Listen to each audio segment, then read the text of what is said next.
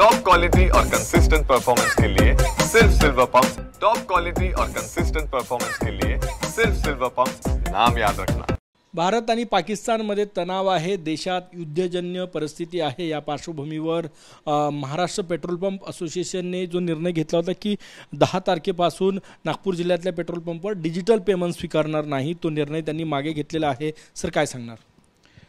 देशात युद्धजन्य परिस्थिती निर्माण झाली आहे आणि जेव्हा अशी आपत्कालीन परिस्थिती निर्माण होते तेव्हा सर्वांचं कर्तव्य आहे की त्यांनी आपल्या देशाच्या सरकारसोबत आणि जनतेसोबत उभं राहायला पाहिजे आणि याच देशहिताच्या कर्तव्यामुळे आम्ही आमचा निर्णय मागे घेतला आहे। सरकार आमचं आहे, ही परिस्थिती सामान्य झाल्यावर आम्ही पुन्हा सरकारशी भांडू आणि आमचा जो प्रॉब्लेम आहे तो सरकारकडून सॉल्व्ह करून घेऊ। काय आंदोलन होतं, स्वरूप काय होतं तुमच्या आंदोलनाचं? आमचं आंदोलनाचं स्वरूप फक्त एवढंच होतं की आम्ही डिजिटल पेमेंट स्वीकारणार नाही, कारण डिजिटल पेमेंटमध्ये जे फ्रॉड होत आहे त्याच्यामुळे आमचे डीलर लोकांना खूप त्रास होतो आहे आणि आमच्या डीलर लोकांचे अकाउंट फ्रीज होत आहे, आमच्या अकाउंटमध्ये रक्कम ब्लॉक केली जात आहे। याच्या विरोधात आमचं आंदोलन आहे।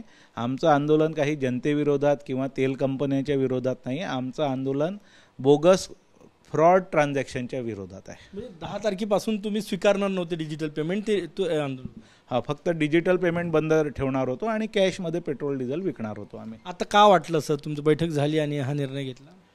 आता काय तुम्हाला सांगितलं जसं की देशहितासाठी पहिले देशासाठी आपलं कर्तव्य आहे, ते कर्तव्य पार पाडण्यासाठी आम्ही हा निर्णय पोस्टपोन केलेला आहे।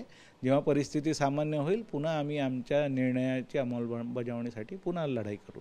किती डीलर्सचे अकाउंट ब्लॉक केले होते, त्यांची काय स्थिती आता?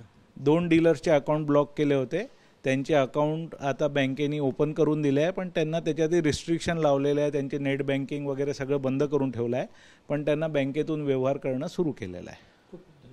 कॅमेरामॅन सचिन सायांसह गजानन माटे, TV9 मराठी, नागपूर।